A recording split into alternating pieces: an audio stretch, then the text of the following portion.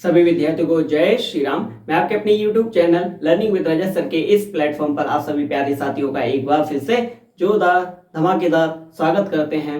चले आइए, आज की क्लास को स्टार्ट करने से पहले एक बार रिकॉल कर लेते हैं कि हम लोगों ने लास्ट लेक्चर में क्या पढ़ा था।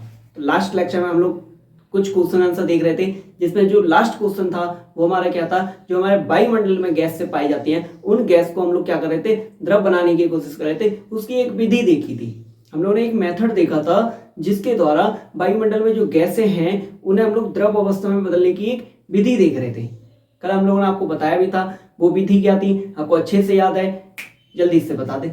इसी बात पे हमारी विधि क्या थी, कल हमने जो पढ़ा था, जो मेथड पढ़ा था वायुमंडलीय गैस को द्रव अवस्था में बदलने के लिए, वो हमारी विधि क्या थी? हमसे ये कहा जा रहा था दाब को बढ़ा दिया जाए, प्रेशर को इंक्रीज कर दिया जाए और टेम्परेचर को डिक्रीज कर दिया जाए, तापमान को कम कर दिया जाए, जिससे हम लोग क्या कर पाएंगे, वायुमंडल में जो गैस है उसे हम लोग क्या करेंगे, द्रव अवस्था में बदल लेंगे। इतना आसान था। हमने आपको बता के भी फिगर द्वारा भी समझाया था कि सबसे पहले हमें क्या करना है, जो वायुमंडल में गैस है उसे एक सिलेंडर में भर लेना है। सबसे पहले क्या करना है, वायुमंडल में जो गैस है उसे एक सिलेंडर के अंदर भर लेना है। फिर क्या करना है, पिस्टन से हम लोग क्या करेंगे, धीरे धीरे प्रेशर को बढ़ाते जाएंगे। पिस्टन के द्वारा हम क्या करेंगे, प्रेशर को बढ़ाते। पिस्टन को देसी भाषा में आपको बता ही दिया, क्या बोलते हैं, हैंडल। मतलब हम क्या करेंगे, उससे पिस्टन द्वारा उसका प्रेशर को बढ़ाएंगे, ताकत लगाएंगे, दाब बढ़ाएंगे और दाब बढ़ाने से क्या करना, साथ ही साथ में हमें तापमान को कम भी करना है, तापमान को कम करना है। इससे क्या होगा, दाब बढ़ाएंगे, दाब बढ़ाते जाएंगे और तापमान को कम करते चले जाएंगे। इससे क्या होगा, गैस के कण पास आते जाएंगे। एक ऐसी स्थिति आएगी जहां गैस के कण बहुत पास आ चुके होंगे, वह हमारा द्रव बन चुका होगा। यानी कि हमें ये तब तक करना है, ये हमें तब तक करना है, मतलब प्रेशर को हमें तब तक बढ़ाना है और तापमान को तब तक कम करना है जब तक गैस के सभी कण पास ना आ जाए और वह गैस द्रव में न बदल जाए। तब तक हमें ये विधि करते रहना है। समझ में आया? हम लोगों ने वायुमंडलीय गैस को आसानी से द्रव में आसानी से चेंज किया था। किसी भी प्रकार का कोई डाउट नहीं था। दिल और दिमाग दोनों में उतर गया आपके क्वेश्चन।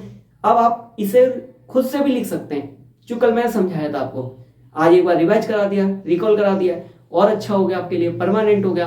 अब चाहे सर नींद में सर आकर कोई भी पूछ ले, मैम आकर पूछ ले, हम नहीं भूलेंगे, बता देंगे नींद में भी, है ना? क्यों? क्योंकि हम आपके स्टूडेंट हैं। ठीक है, तो कोई बात नहीं है। आप क्या करेंगे, जिन बच्चों को लग रहा है, आप में से कुछ ऐसे स्टूडेंट होंगे जिन्हें लग रहा है थोड़ा स्लो समझ में आता है, कोई बात नहीं। हाथ की 5 उंगलियां बराबर नहीं होती है, कोई कम कोई ज्यादा। जिससे थोड़ा कम समझ में आ रहा है वो क्या करेगा, वीडियो को एक बार फिर से देख लेगा, अच्छे से समझ में आ जाएगा। समझ में आया? कुछ नहीं करना है, रोज डेली के डेली नोट्स बनाते हुए चलो। बहुत कम पढ़ा रहे हैं, बहुत कम कंटेंट आपको डिलीवर कर रहे हैं। इतना थोड़ा करके हम लोग अगर लेके चलेंगे ना, बूंद बूंद से ही सागर बनता है। आप थोड़ा रोज पढ़िए, डेली पढ़िए, रूटीन से पढ़ना है।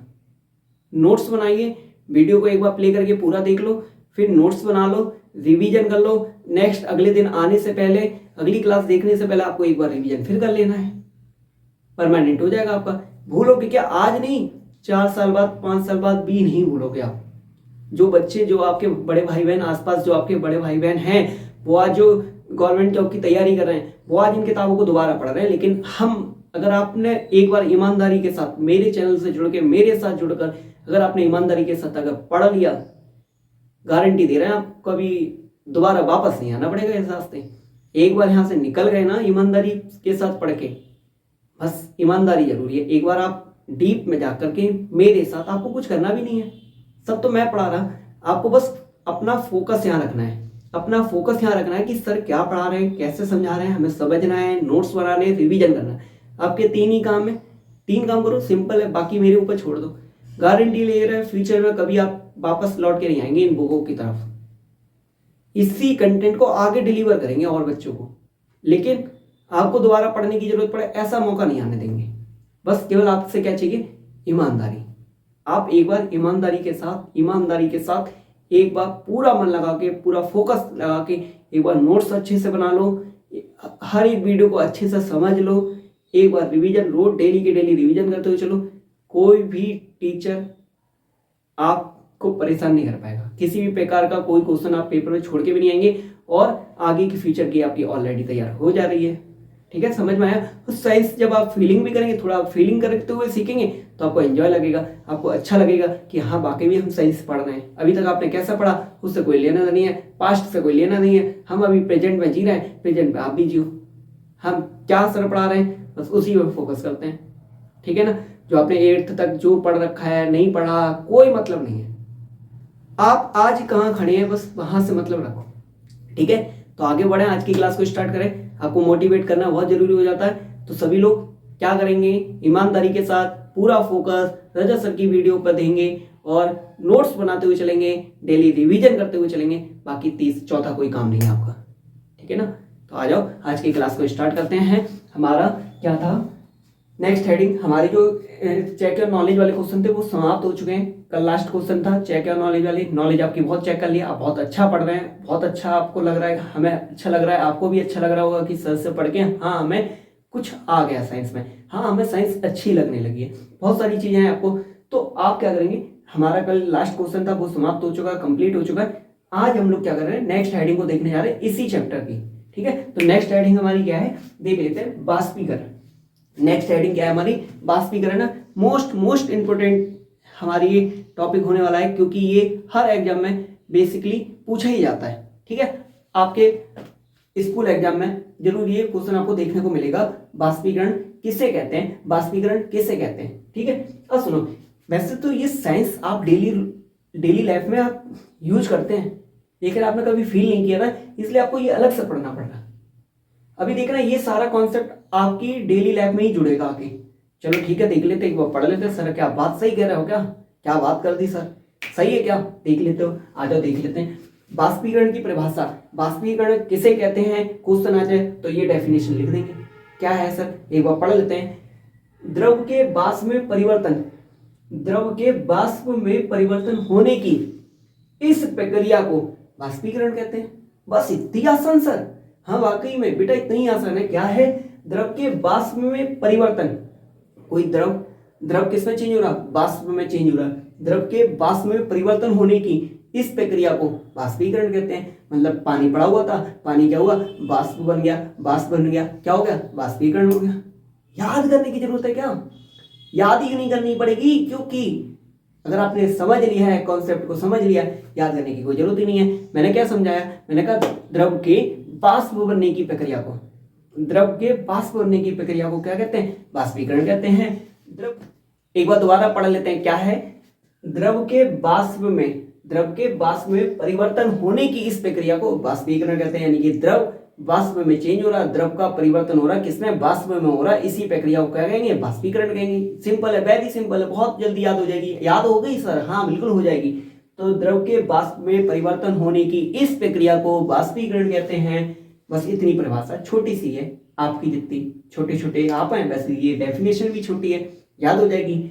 बाष्पीकरण प्रत्येक ताप पर होता है। हमसे क्या कह रहे हैं, नेक्स्ट हमारे क्या है, यहाँ डेफिनेशन कंप्लीट हो चुकी है, आगे कुछ इंपॉर्टेंट बातें वो देख लेते। क्या है बाष्पीकरण, बाष्पीकरण प्रत्येक ताप पर होता है, हर एक टेम्परेचर पर क्या होता है, बाष्पीकरण होता है। ऐसा नहीं है कि टेम्परेचर कम है तो बाष्पीकरण नहीं होगा, टेम्परेचर ज्यादा है तो हो सकता तेज हो सकता ना हो, ऐसा कुछ नहीं है।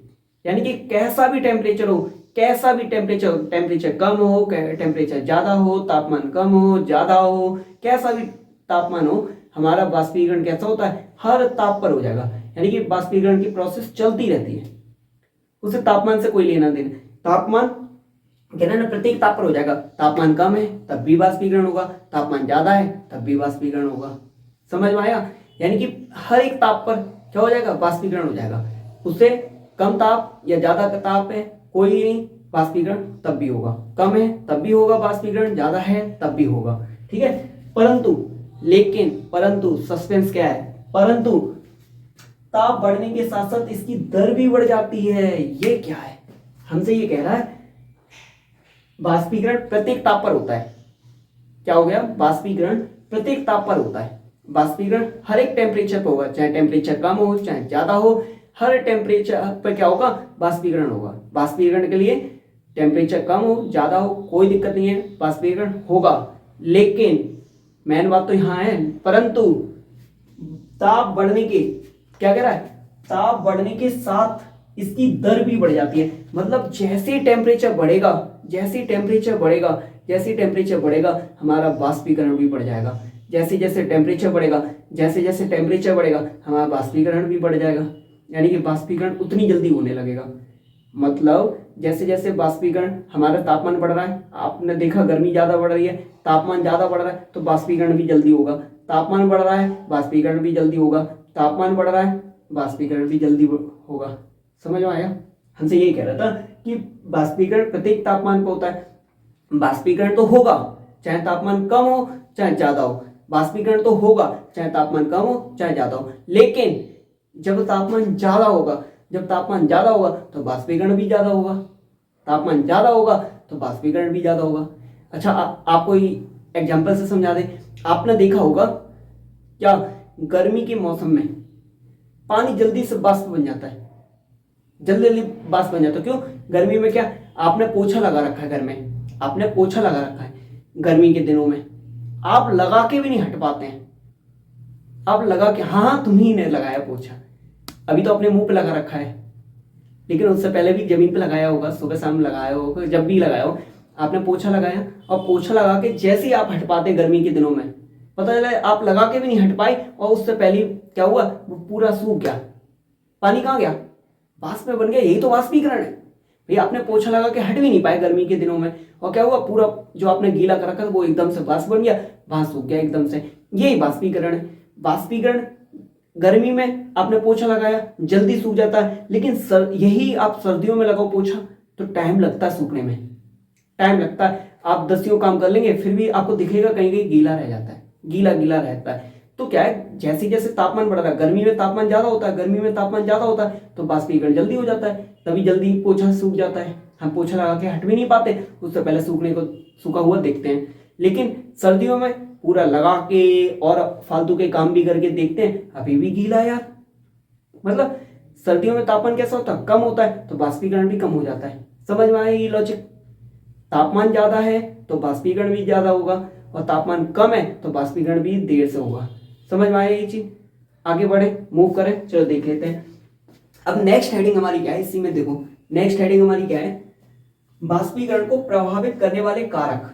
यानी कि क्या क्या कारक हैं, क्या क्या घटक हैं, क्या क्या कारक हैं जो वाष्पीकरण को प्रभावित करते हैं। प्रभावित करते हैं यानी कि ऐसे कौन से कारक हैं जो वाष्पीकरण को प्रभावित करेंगे।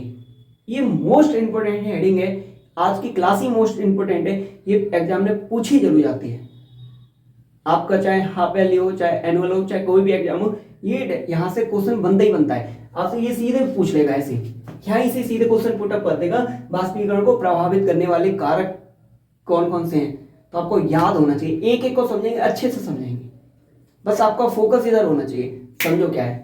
तो पहला कारक क्या है, पहला कारक क्या है, सतही क्षेत्र। पहला कारक क्या है, सतही क्षेत्र। ठीक है, सतही क्षेत्र मतलब सतही क्षेत्र क्या है अब समझ लेते हैं। ये कैसे सर प्रभावित करता होगा वाष्पीकरण को? करता है, बिल्कुल करता है, आओ देख लेते हैं। सतही क्षेत्र बढ़ने पर, सतही क्षेत्र मतलब सतह का क्षेत्र बनने, सतही क्षेत्र बढ़ने पर वाष्पीकरण की दर भी बढ़ जाती है। सतही क्षेत्र बढ़ने पर वाष्पीकरण की दर भी बढ़ जाती है। मतलब जैसे जैसे सतही क्षेत्र बढ़ेगा वाष्पीकरण भी बढ़ेगा, सतही क्षेत्र बढ़ेगा वाष्पीकरण भी बढ़ेगा, सतही क्षेत्र घटेगा तो वाष्पीकरण भी घटेगा।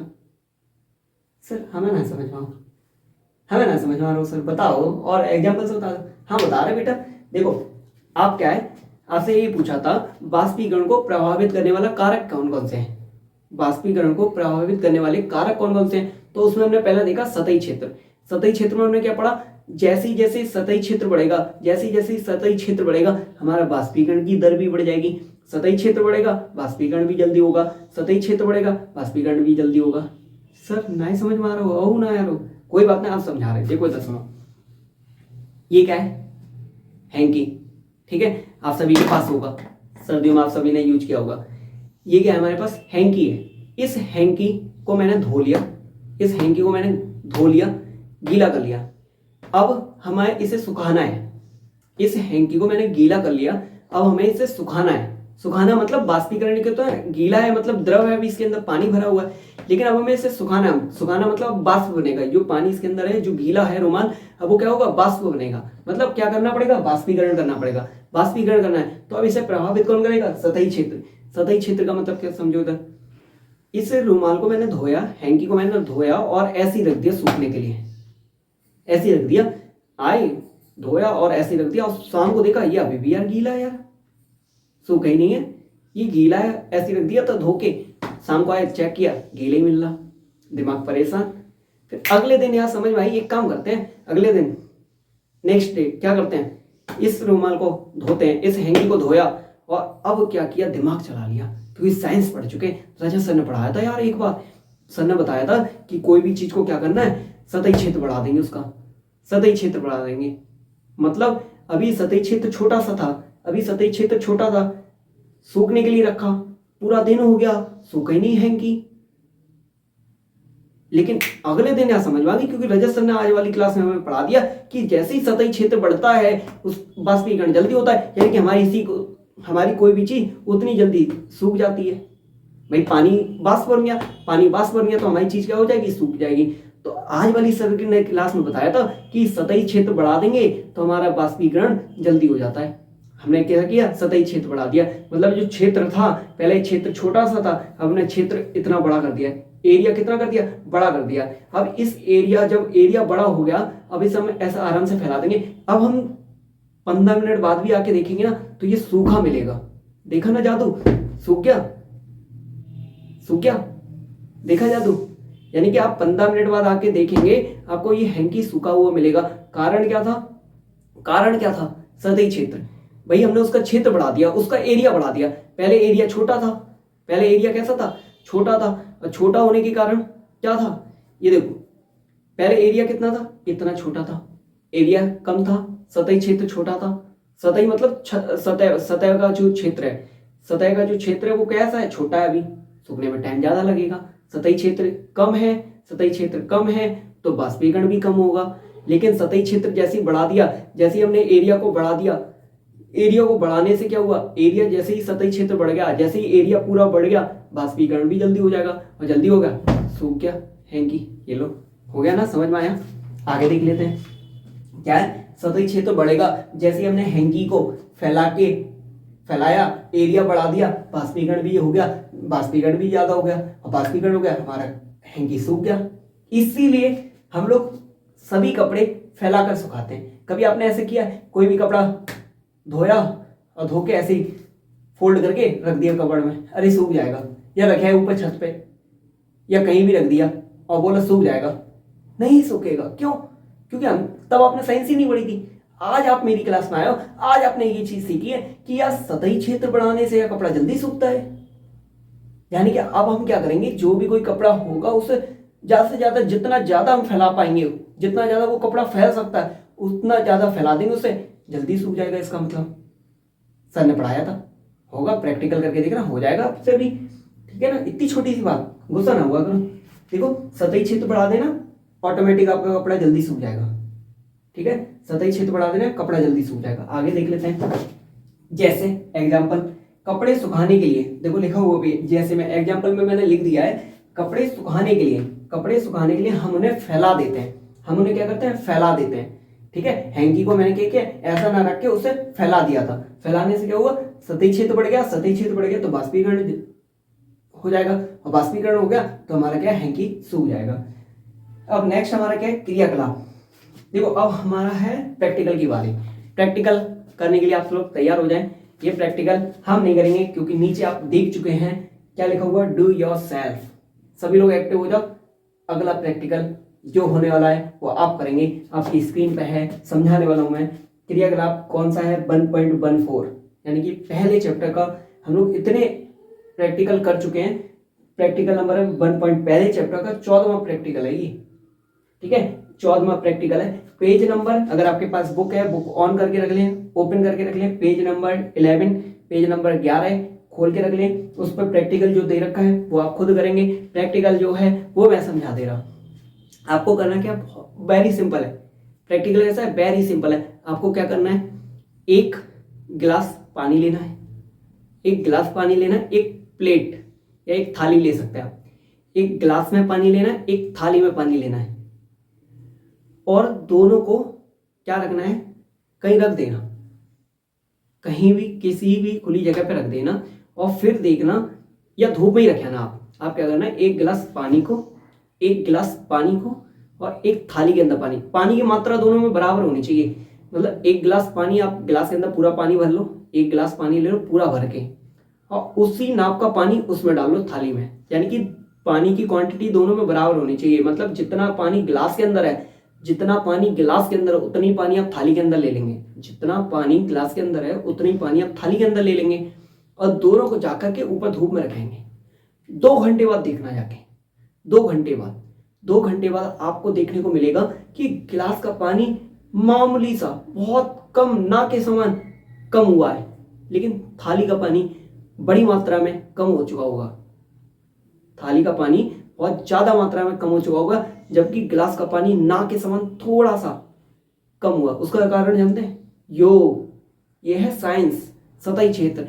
भाई थाली का क्या है, थाली बड़ी थी, सतही क्षेत्र ज्यादा था, पानी बाष्पीकरण ज्यादा हो गया, बाष्पीकरण क्या हो गया, ज्यादा हो गया थाली का। लेकिन गिलास का सतही क्षेत्र, गिलास तो बहुत छोटा सा, ऊपर से सतही क्षेत्र बहुत छोटा है तो क्या होगा, सतही क्षेत्र छोटा है तो बाष्पीकरण भी कम होगा।